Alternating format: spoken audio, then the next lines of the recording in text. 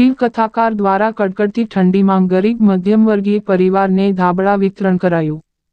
તળાજા માંગ આશુતોષ અન્નક્ષેત્રના સ્થાપક અને વક્તા શિવ કથાકાર સેવાભાવી એવા પૂજ્ય ભારદ્વાજ બાપુ તેમજ તેમના પત્ની ભગવતીબેન સાધુ દંપતી અને પરિવાર દ્વારા સરાહનીય કાર્ય.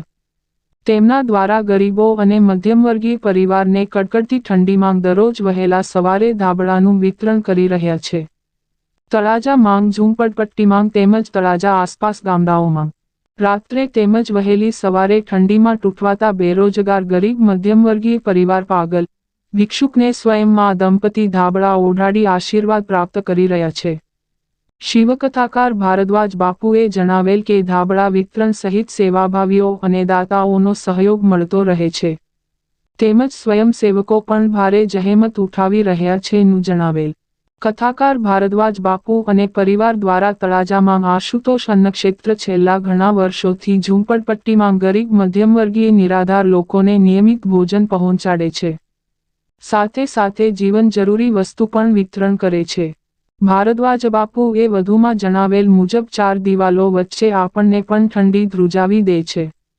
ત્યારે રસ્તા પર સૂતા ઘરવિહોણા ગરીબોની હાલત શું થતી હશે? એક અંદાજ પ્રમાણે ભારતમાં ઠંડીને કારણે દર વર્ષે અનેક લોકો તેમજ ભિક્ષુકો મૃત્યુ પામે છે. ત્યારે આપણે આ સેવાકીય પ્રવૃત્તિઓમાં સામેલ થઈ અને ગરીબ મધ્યમવર્ગીય નિરાધાર વ્યક્તિઓને ધાબળા વિતરણ કરવામાં સહકાર આપવા અપીલ કરેલ.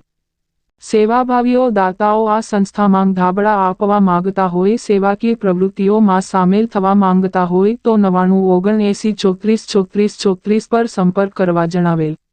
અત્રે ઉલ્લેખનીય છે કે શિવ કથાકાર ભારદ્વાજ બાપુ એક સારા વક્તા છે અને કથા કરી ચૂક્યા છે અને તેમની કથામાં શિવ ભક્તો ઉમટી પડે છે.